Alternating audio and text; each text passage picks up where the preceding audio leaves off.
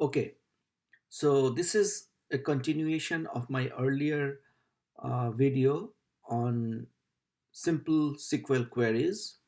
This is the third part of my lecture on simple SQL queries. We are using the same database that we have used before, and uh, here is the database model. We have a customers table, we have an invoice table, we have line table, we have product table, and we also have a vendor table. So today I'm going to talk about aggregate processing.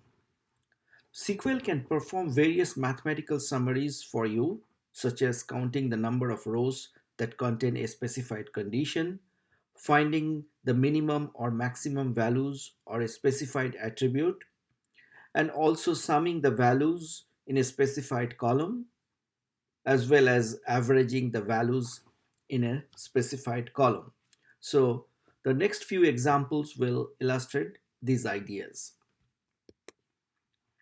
So the first SQL statement that I'm going to discuss will return the number of products whose price is less than $10.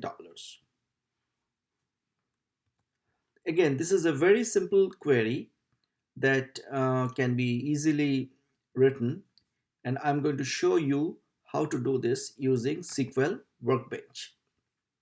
So first, let me open the SQL Workbench, and I write the query as follows.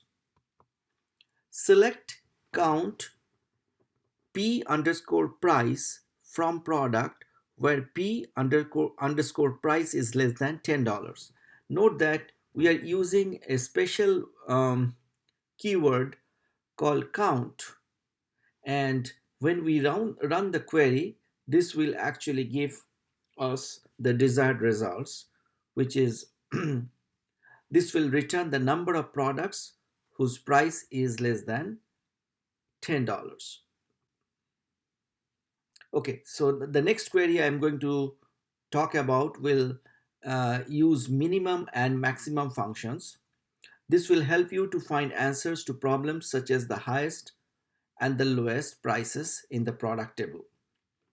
So write a SQL statement that will return the highest and lowest prices in the product table. And we are going to use the minimum and maximum function here.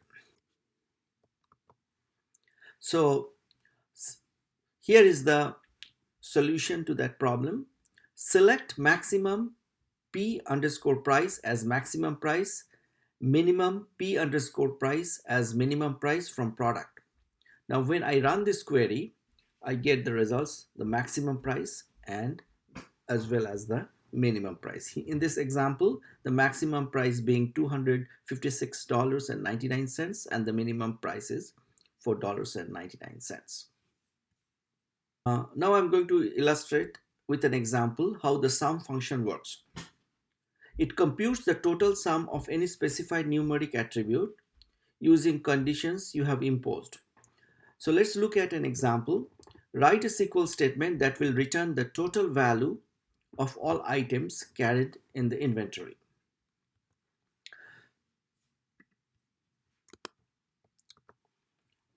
This query selects sum P underscore QOH multiplied by P underscore price as total value from product. So what you have to do is you have to multiply the, uh, the quantity on hand with the price, and then you have to calculate the sum.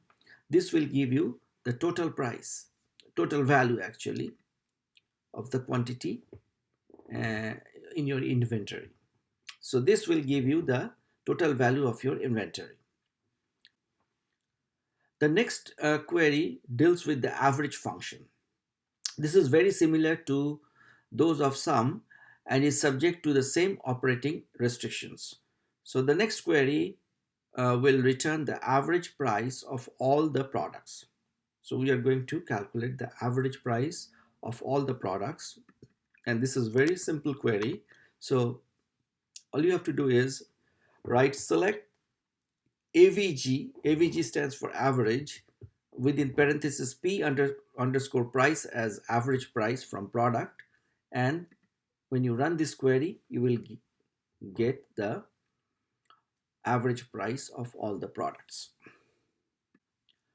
Now I'm going to show you how to group data. In the previous examples, the aggregate functions summarize data across all rows in the given tables. Sometimes, however, you do not want to treat the entire table as a single collection of data for summarizing. Rows can be grouped together into smaller collections quickly and easily using the group by clause within the select statement. The aggregate functions will then summarize the data within each smaller collection. So let us look at an example. Write a SQL statement that will return the average price of all the products provided by each vendor. So what we did here is select v underscore code AVG p underscore price as average price from product, and let's look at this how we use group by clause. Here what we are doing is after we get the results, then we are grouping by each vendor code, and when we run this we are getting for each vendor the average price um, of the products for each vendor.